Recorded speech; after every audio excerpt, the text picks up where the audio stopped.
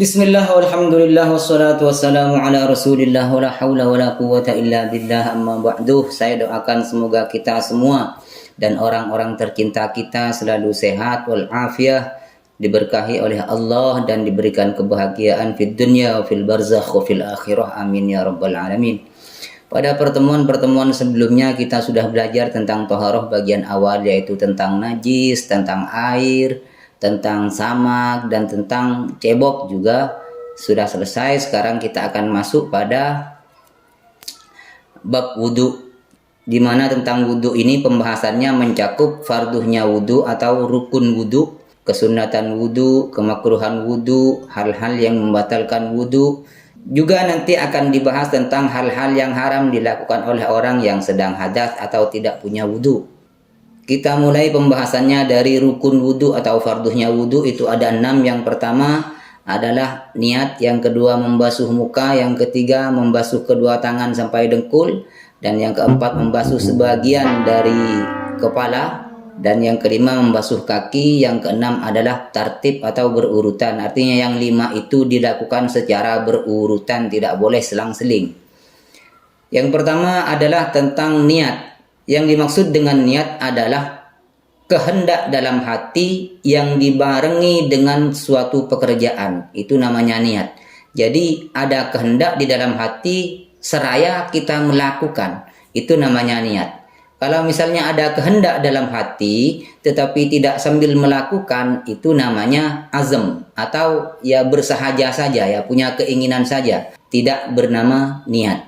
Kalau kita misalnya punya kehendak untuk haji 2 tahun yang akan datang, itu tidak dinamakan niat namanya. Itu namanya hanya azam, hanya kehendak atau keinginan. Kenapa? Karena pekerjaannya masih 2 tahun yang akan datang. Niatnya atau keinginannya sudah sekarang.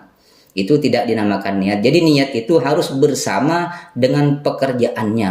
Kalau dalam bab wudu ini, niat itu harus dibersamakan, harus dilakukan bersamaan dengan membasuh sebagian dari muka.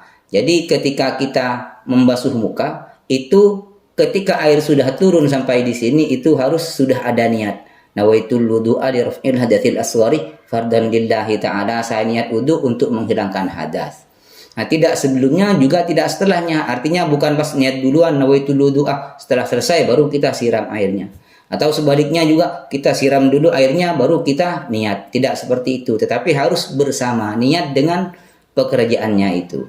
Kalau misalnya ada niat yang tidak bersama dengan pekerjaannya, maka itu tidak boleh, tidak dinamakan niat, atau tidak sah pekerjaannya itu, kecuali puasa, ya. Kalau puasa memang tidak boleh bersama niatnya. Justru kalau bersama itu nanti akan membahayakan puasanya, bisa tidak sah. Contohnya ketika kita niat puasa wajib ya, khusus yang wajib ini, itu harus ditabjid, harus dilakukan di waktu malam. Kalau misalnya kita melakukan niat puasa bersamaan dengan masuknya waktu subuh, masuknya waktu fajar, itu justru tidak sah puasanya kalau puasa fardu, ya. Kalau puasa sunnah itu boleh, tetapi niat itu harus dilakukan sebelum melakukan hal-hal yang membatalkan puasa. Jadi niat itu yaitu keinginan dalam hati, bukan yang ketika mengucapkan itu namanya talaffuzun niyah, melafadzkan niat, dan itu hukumnya hanya sunnah, bukan wajib. Namanya talaffuzun niyah. Nawaitul wudu'a li raf'il hadatsil asghari. Saya niat wudu untuk menghilangkan hadas kecil. Nah, yang diucapkan itu namanya talaffuz. Itu hukumnya sunnah, bukan wajib. Kenapa? Biar bisa membantu hati untuk melakukan keinginan itu. Sehingga berkehendak itu nanti harus dibersamakan dengan pekerjaannya. Dalam niat wudu ini ada beberapa niat yang diperbolehkan. Yang pertama yaitu nawaitul wudu'a li raf'il hadatsil asghari. Saya niat wudu untuk menghilangkan hadas kecil. Atau boleh nawaitut taharatah fardan lillahi ta'ala. Saya niat bersuci fardu karena Allah. Boleh juga nawaitu ada al-wudu. Saya niat melakukan wudu. Atau bahkan nawaitul wudu'ah, itu saja cukup. Saya niat wudu itu sudah cukup. Nah, niat-niat wudhu yang seperti itu hanya untuk bagi orang yang normal saja. Tetapi bagi orang yang tidak normal, seperti orang yang beser, seperti orang yang istihadah, itu tidak boleh menggunakan niat-niat yang saya sebutkan barusan. Harus diganti dengan istibahatis sholah. Jadi, nawaitul wudu'ah listibahati fardis sholati. Saya niat wudhu agar boleh melakukan sholat. Nah, kenapa seperti itu? Kenapa tidak boleh menggunakan nawaitul wudu' li raf'il hadatsil asghari? Kenapa tidak boleh niat menghilangkan hadas? Karena orang beser dan orang istihadah itu tidak hilang hadasnya. Jadi kalau sudah wudu itu keluar lagi. Bahkan belum selesai wudu itu sudah keluar lagi darahnya atau kencingnya. Makanya tidak boleh menggunakan menghilangkan hadas. Hanya boleh menggunakan listibahati fardis sholati. Agar boleh melakukan sholat fardu. Atau dengan niat yang kedua, misalnya nawaitul wudu'a listibahati muftaqirin ila wudu'in. Saya niat wudu agar boleh melakukan pekerjaan yang memerlukan wudu, misalnya. Boleh, tidak apa-apa. Nawaitul wudu'a listibahati muftaqirin ila wudu'in. Ya, tata caranya sama. Niat itu harus dilakukan bersamaan dengan ketika membasuh muka. Kalau dalam tajdidul wudu, memperbaharui wudu, itu ulama berbeda pendapat. Ada yang mengatakan boleh menggunakan liraf'il hadatsil asghari, menghilangkan hadas. Ada yang tidak boleh. Kenapa katanya? Karena memang tidak menghilangkan hadas. Orang yang sudah berwudu itu kan belum ada hadas. Jadi kalau kita niat menghilangkan hadas ya kan lucu namanya. Tetapi lebih amannya kita ikut yang memperbolehkan saja. Meskipun tidak ada hadas, tetap boleh nawaitul wudu'ah li raf'il hadatsil asghari fardan lillahi ta'ala. Sekarang kalau niatnya digabung bagaimana? Boleh-boleh saja, tidak apa-apa. Misalnya nawaitul wudu'a li raf'il hadatsil asghari wal istibradi misalnya. Boleh, tidak apa-apa. Saya niat wudu untuk menghilangkan hadas kecil dan biar segar misalnya. Tidak apa-apa. Digabung niatnya sama dengan ibadah-ibadah lain yang digabung itu. Seperti misalnya haji. Saya niat haji sekaligus mau dagang misalnya. Itu kan beda ya. Haji itu ukhrawi, kalau dagang itu duniawi. Itu sah-sah saja, tidak apa-apa. Tapi itu sekedar sah ya. Tidak berbicara tentang pahalanya. Kalau tentang pahalanya itu ada tafsilannya menurut Imam Nawawi. Menurut Imam Al-Ghazali. Yang pertama, kalau misalnya niat ukhrawinya lebih kuat niat hajinya itu dapat pahala.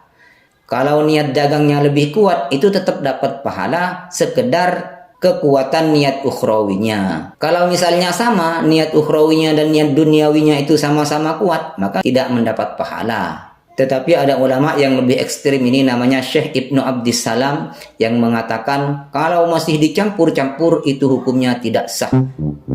Niatnya kalau masih digabung itu tidak sah. Ya bolehlah ikut yang mana saja. Yang penting ada ulama yang mau kita ikuti. Nah, dalam melakukan niat itu harus ada syarat-syarat yang dipenuhi. Yang pertama, orang itu harus Islam. Yang kedua, harus tamyiz. Tamyiz itu bisa makan sendiri, bisa minum sendiri, bisa bertanya. Kalau ditanya juga bisa jawab, bisa cebok sendiri, bisa membedakan juga antara yang bermanfaat dan yang berbahaya. Jadi niat itu harus dilakukan oleh orang yang sudah tamyiz, tidak boleh bagi orang yang gila, tidak boleh bagi anak kecil yang belum bisa apa-apa. Kecuali dalam dua keadaan ya, yang disahkan itu, meskipun bukan tamyiz, meskipun belum tamyiz. Pertama yaitu niat tawaf. Niat tawaf meskipun masih anak-anak boleh, belum tamyiz boleh. Niatnya boleh diwakili oleh orang tuanya, tidak apa-apa, itu sah. Yang kedua, niat mandi besarnya istri. Istrinya gila, lalu dia haid. Setelah selesai haidnya, dia kan boleh dijima oleh suaminya. Maka suaminya boleh meniatkan istrinya untuk mandi besar biar bisa dijima, itu boleh. Meskipun orang itu gila ya, meskipun tidak tamyiz, boleh. Jadi dalam dua hal itu boleh niat dilakukan oleh orang yang belum tamyiz. Syarat niat yang ketiga yaitu dia harus tahu tentang ibadahnya. Artinya dia tahu tentang tata cara ibadah yang akan dilakukannya. Yang ketiga itu tidak adanya hal-hal yang dapat merusak niat seperti murtad. Itu kan selesai itu niatnya kalau sudah murtad. Atau dalam pertengahan perjalanan niatnya diganti dari liraf'il hadatil asghari diganti menjadi istibrod biar segar misalnya, itu juga merusak niat. Dan yang kelima yaitu tidak boleh menggantungkan niat. Tidak boleh menggantungkan terputusnya niat pada sesuatu. Misalnya, saya akan memutus niat kalau si A datang misalnya. Itu juga merusak niat. Makanya itu tidak boleh dilakukan oleh orang yang sedang niat dalam ibadah. Saya cukupkan dulu sampai di sini ya, karena takut terlalu panjang. Biasanya bosan nontonnya kalau terlalu panjang. Besok atau kapan lah kalau sudah sempat kita lanjutkan pada pembahasan membasuh muka dalam wudhu. Demikian, semoga bermanfaat. Assalamualaikum warahmatullahi wabarakatuh.